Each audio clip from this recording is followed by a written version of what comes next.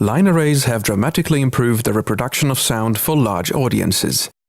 The associated software has also evolved to a stage where the performance of complete PA systems can be comprehensively simulated. While this is already a huge improvement to the situation from before, arrays can still be optimized further to provide an even better tonal balance and level distribution.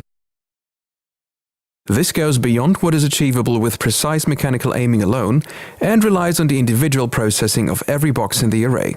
D&B's approach to this technology is called array processing. To use array processing effectively, correct venue data and meaningful splay angles are required. The vertical dispersion of an array depends on its length and mechanical shape.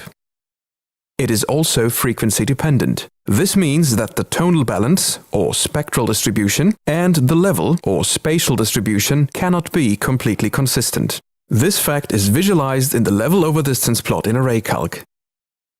The tonal balance is only consistent in areas where the two frequency lines are parallel. Mathematically, a solution can be derived that makes the tonal balance completely consistent. Let's investigate this for 3 example frequencies. To achieve constant level for a given frequency over the audience area, the array would need to have a specific mechanical configuration.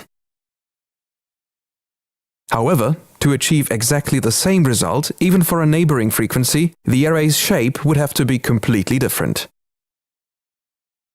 Obviously, a real-world array can only have one given mechanical shape at a time. Still, by applying complex FIR filters to each cabinet individually, the equivalent of the required mechanical shape can be achieved virtually. This purely mathematical approach has been tried, but the results did not meet our sonic expectations. Instead, the processing is calculated in a way that morphs along the array rather than making sudden and drastic changes. This means that the virtual shape of the array is transitioning smoothly between frequencies, resulting in the sonic footprint known from D&B. So, what is array processing actually doing? When a room model and the array designs are finalized in ArrayCalc, the array processing option can be enabled, which triggers the analysis process. The performance of an array is analyzed for a large number of receive points along all listening planes within its coverage.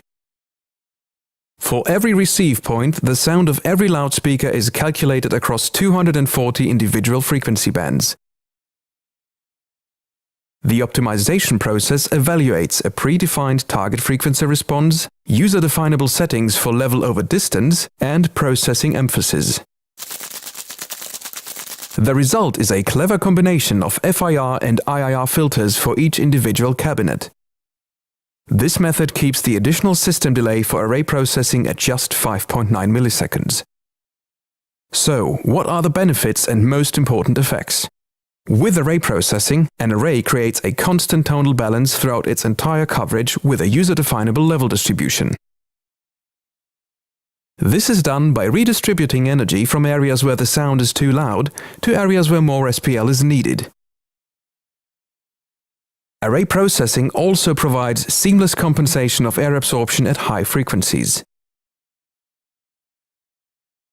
Array processing uses a general target frequency response for all arrays in a project, meaning that different arrays, for example main hang and outfill, will generate the same spectral result at the listener, despite having different length, splay settings, or even speaker type. Array processing adapts and evens out the vertical directivity, which can result in a more consistent direct-to-diffuse sound ratio and enhanced intelligibility, especially in reverberant spaces. Array processing improves the D&B line array system performance significantly and is the next level of democracy for listeners.